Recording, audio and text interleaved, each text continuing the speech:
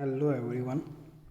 हम देख रहे हैं सब्जेक्ट डिस्क्रीट मैथमेटिक्स और इस सब्जेक्ट के अंदर अभी जो हम डिस्कस कर रहे हैं वो है यूनिट नंबर 1 और उनका जो टॉपिक है वो है काउंटिंग। ओके, सो ये काउंटिंग के अंदर हमने जो उसका जो बेसिक जो प्रोडक्ट रूल है, सम रूल है, देन उसके बाद परम्यूटेशन, उसके बारे में हमने प्रीवियस लेक्चर में ऑलरेडी डिस्कस किया है। आप प्रीवियस 2 वीडियो आप देखोगे तो वो दोनों जो वीडियो है वो परम्यूटेशन के बेस पे है। सो परम्यूटेशन क्या है, उसकी फॉर्मूला क्या है, देन उनके बेस पे जो जितने भी एग्जाम्पल थे वो सारे हमने देखे थे, राइट। बहुत सारे एग्जाम्पल हमने देखे थे। तो आज हम एक नया टॉपिक लेंगे, वो है कॉम्बिनेशन। अब ये कॉम्बिनेशन है क्या, तो मैं पहले बात करता हूँ परम्यूटेशन की। परम्यूटेशन क्या है, हमारे पास n ऑब्जेक्ट है, उसको अरेंज करना है, या तो n ऑब्जेक्ट में से r ऑब्जेक्ट को क्या करना है, अरेंजमेंट करना है, और उसको क्या बोलते हैं, परम्यूटेशन। इस तरह से भी आप डिनोटेट कर सकते हो, या तो इनको ही आप इस तरह से डिनोटेट कर सकते हो, n p r equal to, हमने इक्वेशन देखा था n factorial divide by n minus r factorial, right. तो ये हमने डिस्कस किया था। तो यहाँ पे ये परम्यूटेशन में हम अरेंजमेंट करेंगे तो ऑर्डर जो है वो मैटर करता है। उसका मतलब क्या हुआ, ए बी लिखो, बी ए लिखो, दोनों डिफरेंट है, ये ऑर्डर चेंज हो गया, ए बी एंड बी ए, तो उनको हमें अलग अलग कंसिडर करना पड़ेगा, राइट। समझ में आ रहा है। तो ये ऑर्डर मैटर करता है किसके अंदर, परम्यूटेशन के अंदर। चलिए, तो अब आज हम डिस्कस करने वाले हैं क्या, कॉम्बिनेशन। तो कॉम्बिनेशन क्या है, तो सिंपल सी बात है कि टोटल n ऑब्जेक्ट है, उसमें से मुझे क्या करना है, r ऑब्जेक्ट जो है उसको चूज़ करना है। तो वो क्या हो जाएगा, कॉम्बिनेशन। चूज़ करना है r ऑब्जेक्ट को, और यहाँ पे जो है वो मैटर नहीं करता है, कौन, ऑर्डर। ओके, जो भी ऑब्जेक्ट है उसके जो ऑर्डर है वो मैटर नहीं करेगा, किसके अंदर, कॉम्बिनेशन के अंदर। तो उसको किस तरह से डिनोटेट करते हैं, तो देखिए total number of object n, उसमें से हमें क्या करना है, r ऑब्जेक्ट को सिलेक्ट करना है, तो उसको इस तरह से डिनोटेट करेंगे NCR। उसकी फॉर्मूला क्या आएगी, NCR की C, ये वाली, n factorial divide by n minus r factorial into r factorial. Book में यहाँ पे लिखा है, आप कहीं पे भी लिख सकते हो, राइट। तो ये आएगी फॉर्मूला किसकी, ये NCR की। अब देखिए यहाँ पे ऑर्डर मैटर करता है, ऑर्डर मैटर करता है उसका, सॉरी, ये परम्यूटेशन में ऑर्डर मैटर करता है, यहाँ पे जो है वो ऑर्डर मैटर नहीं करता है। उसका मतलब क्या होता है कि यहाँ पे मैं ए बी लिखूँगा या बी ए लिखूँगा, दोनों क्या हो जाएंगे, सेम हो जाएंगे, किसके अंदर, ये कॉम्बिनेशन के अंदर। और यहाँ पे मैं परम्यूटेशन में ए बी लिखूँ या बी ए लिखूँ तो दोनों सेम नहीं होंगे, यहाँ पे ऑर्डर जो है वो मैटर करता है।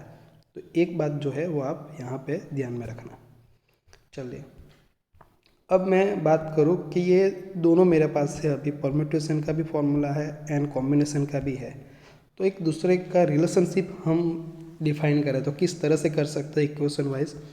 तो देखिए, ये जो है कॉम्बिनेशन की फॉर्मूला, उस पर देखिए इतना पोर्शन जो है वो सेम है, किसके साथ, देखिए ये, वो कौन है, NPR। तो NCR की जगह में मैं ये लिख सकता हूँ NPR, मतलब परम्यूटेशन डिवाइड बाय ये R फैक्टोरियल। तो ये हो गया रिलेशनशिप किसका, कॉम्बिनेशन एंड परम्यूटेशन, गेटिंग। ये बहुत इजी है। तो चलिए हम कॉम्बिनेशन के बेस पे एग्जांपल देखते हैं जो बुक में दिए हैं। वो आप ये सारे जो चीज़ें हैं वो यूज़ करके आप कोई भी एक्सरसाइज का जो एग्जांपल है वो आप कर सकते हैं, बहुत इजी है। ओके, चलिए, तो ये एग्जाम्पल नंबर 24 है। क्या दिया है उसमें, find the number of subset of the set, ये सेट दिया है 1 2 3 डॉट डॉट अप टू 11। तो 1 से 11 तक के एलिमेंट जो है ये सेट के अंदर अवेलेबल है, उसमें से हमें फाइंड करना है नंबर ऑफ सबसेट। लेकिन वो सबसेट में कितने एलिमेंट होंगे, देखो यहाँ पे लिखा है हैविंग 4 एलिमेंट। तो ये सेट जो है उसका सबसेट फाइंड करना है, लेकिन वो सबसेट के अंदर ओनली कितने एलिमेंट्स होने चाहिए, 4। तो उनके सिलेक्ट करने के नंबर ऑफ वेज कितने होंगे। तो यहाँ पे क्या दिया है टोटल, यहाँ पे 1 to 11, मतलब n की वैल्यू क्या दी है हमें 11। उसमें से हमें सबसेट बनाना है कितने एलिमेंट का, 4। तो यहाँ पे r की वैल्यू क्या दी है 4। तो हम ये लिख सकते हैं NCR, n की वैल्यू 11 और r की वैल्यू 4। तो 11C4 हम लिख सकते हैं। डायरेक्ट हम फॉर्मूला में रखें तो फॉर्मूला क्या है, n फैक्टोरियल मीन्स n की वैल्यू क्या है यहाँ पे 11 factorial divide by n minus r. तो 11 माइनस 4 कितना हो जाएगा 7 फैक्टोरियल इनटू आर फैक्टोरियल, तो क्या हो जाएगा 4 फैक्टोरियल। अब इनको मुझे सॉल्व करना है तो आराम से कर सकता हूँ। देखो मैं कर सकता हूँ यहाँ पे 11 into 10 into 9 into 8 into 7 factorial यहाँ पे रख देता हूँ, यहाँ पे स्टॉप करता हूँ। क्यों, क्योंकि डिनोमीटर में 7 फैक्टोरियल है वो कैंसिल हो जाएगा, राइट। अब ये 4 फैक्टोरियल तो मैं लिख सकता हूँ 4 इंटू 3 इंटू 2 इंटू 1। तो देखिए क्या होगा 7 फैक्टोरियल कैंसिल, 4 2 ज़ा 8 कैंसिल, 3 तो यहाँ पे 3 रहेगा। तो देखिए 10 इंटू 3 क्या होगा 30, 30 इंटू 11 क्या हो जाएगा 330, रेडी। सो देखिए यहाँ पे 330 जो है वो आंसर आ गया। तो ये 4 एलिमेंट का सबसेट बनाना है ये सेट पे से, तो हमारे पास नंबर ऑफ वेज कितने होंगे 330 वेज। सिमिलरली देखिए आप, ये एग्जांपल मैं नहीं बताता हूँ, ये एग्जांपल आप करिएगा 25 नंबर का, सेम ही है। यहाँ पर 12 पॉइंट दिए है सर्कल के ऊपर, और हमें क्या करना है क्वाड्रिलेटरल जो है साइक्लिक वो हमें फाइंड करना है। तो उसके अंदर कितने पॉइंट होते हैं 4। तो क्या करेंगे 12 में से 4, मतलब 12C4। तो यहाँ पे आंसर क्या आएगा 12 factorial divide by 12 minus 4 means 8 factorial into 4 factorial, बस इतना आएगा, गेट इट। सो ये आंसर आएगा 495। तो ये मैं आपको डिटेल में नहीं बता रहा हूँ, ये इजी है, आप प्रैक्टिस कर लीजिएगा, राइट। चलिए अब हम आगे के एग्जाम्पल के बारे में डिस्कस करते हैं। सो यहाँ पे दिया हुआ है एग्जाम्पल नंबर 26। क्या है, in a box there are 5 black pens, 3 white pens and 4 red pens. Okay, 5 black 3 white, मैं शॉर्ट में लिखता हूँ ऐसे, एंड 4 जो है वो रेड। तो टोटल कितने पेन हो गए हमारे पास 12 हो गए। ओके, टोटल कितने पेन है हमारे पास 12 है। अब देखिए क्या करना है, यहाँ पे इतना तो दिया है हमें। क्वेश्चन है अभी, in how many ways can 2 black pens, 2 white pens and 2 red pens can be chosen. Okay, number of ways कितने हैं। अब हमें क्या करना है, 2 ही पेन चूज़ करनी है, लेकिन 2 पेन या तो ब्लैक आए या वाइट आए या दोनों रेड आए, उनकी जो है नंबर ऑफ वेज फाइंड करने हैं। तो किस तरह से करेंगे देखिए, मैं आपको शॉर्ट में बताता हूँ। देखिए हमारे पास यहाँ पे पहला जो है कि how many ways can 2 black pens, तो टोटल ब्लैक पेन कितनी है 5, उसमें से 2 सिलेक्ट हो तो उसके हम क्या लिखेंगे 5C2 लिखेंगे। ओके, चलिए अब देखिए नेक्स्ट 2 वाइट पेन है, तो टोटल वाइट कितनी है 3 है, तो हम क्या लिखेंगे उसका सिलेक्ट होने का 3C2, पेन तो 2 ही सिलेक्ट करनी है। थर्ड जो है वो है 2 रेड पेन्स, 2 सिलेक्ट करनी है लेकिन 4, टोटल रेड पेन कितनी है 4, तो मैं लिखूँ 4C2। मतलब क्या हुआ इसका कि यहाँ पे टोटल 5 ब्लैक है, उसमें से 2 ब्लैक सेलेक्ट हुई, 3 वाइट में से 2 वाइट पेन आई, और ये 4 रेड में से 2 रेड पेन आई। ये मैंने सेपरेट लिखा है। अब देखिए क्या होगा, यहाँ पे ये तीनों का हम क्या कर देंगे मल्टीप्लिकेशन, तो ये हमारा क्या आ जाएगा आंसर, समझ में आया। बहुत ही इजी है। हमारे पास नंबर ऑफ वेज 3 आए मेन, तो ये एक वे आया ब्लैक पेन का, देन वाइट पेन का और ये रेड पेन का। गेटिंग? तो ये सारी जो इवेंट है उसको क्या करेंगे, हम मल्टीप्लाई कर देंगे तो हमारा टोटल आंसर आ जाएगा।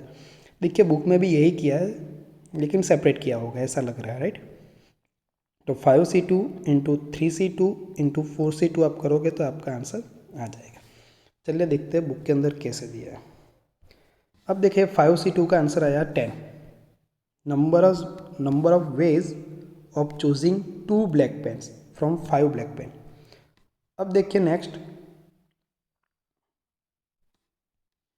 Number of ways of choosing 2 white pens from 3 white pen. तो क्या आएगा, उसका आंसर 3 आएगा। और number of ways of choosing 2 red pens from 4 red pens क्या आएगा, 4C2 मीन्स उसका आंसर क्या आएगा 6। तो ये देखो ये 10, 3 एंड 6, तो ये तीनों का मल्टीप्लिकेशन करोगे तो क्या आएगा आंसर 180। तो देखिए ये आ गया आंसर आपका। By counting principle 2 black pen, 2 white pen and 2 red pens can be chosen in 10 into 3 into 6 180 ways. Okay, so 2 black pen, 2 white and 2 red pen हम चूज़ करें, उसके नंबर ऑफ वेज कितना है 180। तो बहुत ही इजी एग्जाम्पल है actually, आप कोई भी एग्जाम्पल इसी तरह से सॉल्व कर सकते हो। चलिए हम वैसा ही एक एग्जाम्पल मैं आपको बताता हूँ। और सी एग्जाम्पल नंबर 27 क्या है, a question paper consist of a 10 question. Okay, जो क्वेश्चन पेपर है वो कंसिस्ट ऑफ क्या है, consist of a 10 question divided into 2 parts A and B. तो यहाँ पे ए एंड बी 2 पार्ट में डिवाइड किए हैं कितने क्वेश्चन को, टोटल 10 क्वेश्चन को, राइट? सो क्वेश्चन पेपर के अंदर टोटल 10 क्वेश्चन है, उसको 2 पार्ट में डिवाइड किया A and B. Each part contains 5 question. हर एक पार्ट में कितने क्वेश्चन हैं, 5 है। ओके, मतलब क्या हुआ कि ये ए में भी 5 है और बी में भी 5 है। A candidate is required to attempt 6 questions, okay, in all of which at least 2 should be from part A and at least 2 from part B. So इसका मतलब क्या हुआ कि कैंडिडेट को अटेम्प्ट कितने क्वेश्चन करने हैं, 6। कितने, 6 10 में से। लेकिन वो जो 6 है उसमें से एटलीस्ट 2 क्वेश्चन ए में से होने चाहिए और 2 क्वेश्चन बी में से, एटलीस्ट। तो मान लो मतलब क्या हुआ कि दोनों में से कम 2 क्वेश्चन तो होने ही चाहिए। ए में से भी मिनिमम 2 क्वेश्चन अटेम्प्ट करना है और बी में से भी, लेकिन दोनों का मिला के टोटल कितने करने हैं, 6। तो मैं ऐसा बोलूँ कि ए में से 2 क्वेश्चन किए तो बाकी कितने बाकी रहे, 4, तो वो बी में से होगा। 6 तो उनको करना ही है टोटल।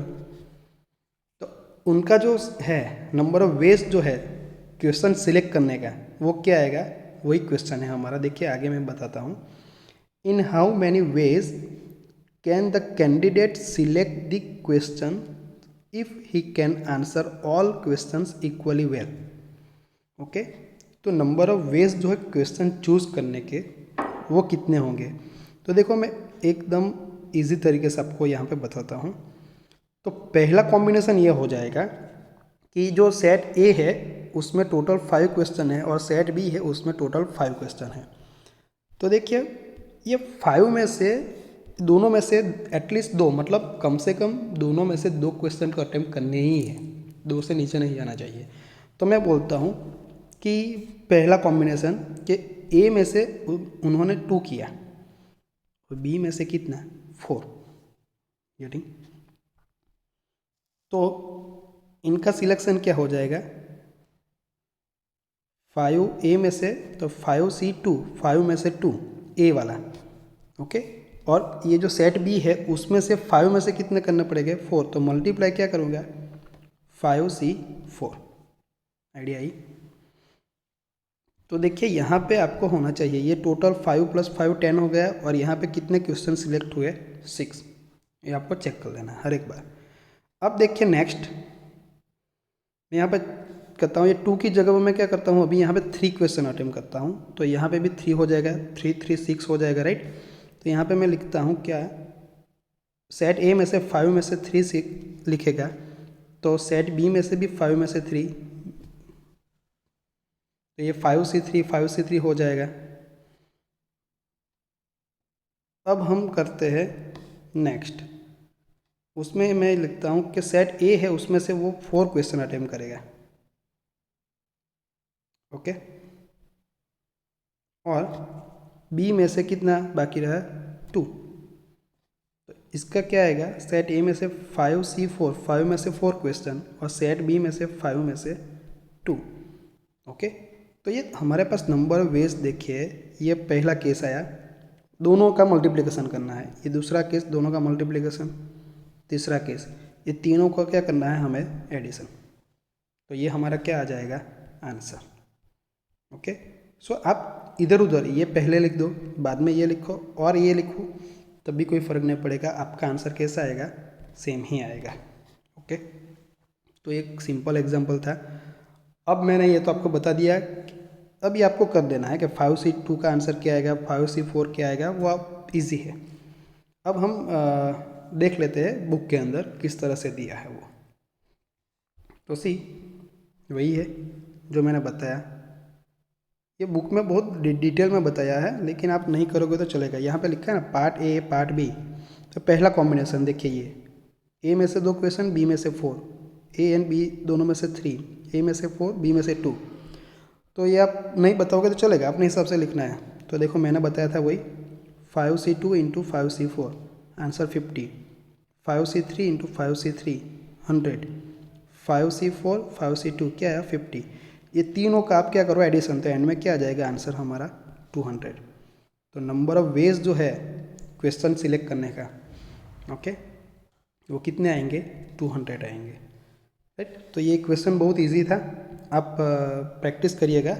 नेक्स्ट लेक्चर में हम कॉम्बिनेशन के बेस पे और एग्जाम्पल देखेंगे, ताकि आपको ज़्यादा समझ में आए टॉपिक के बारे में, राइट, ओके।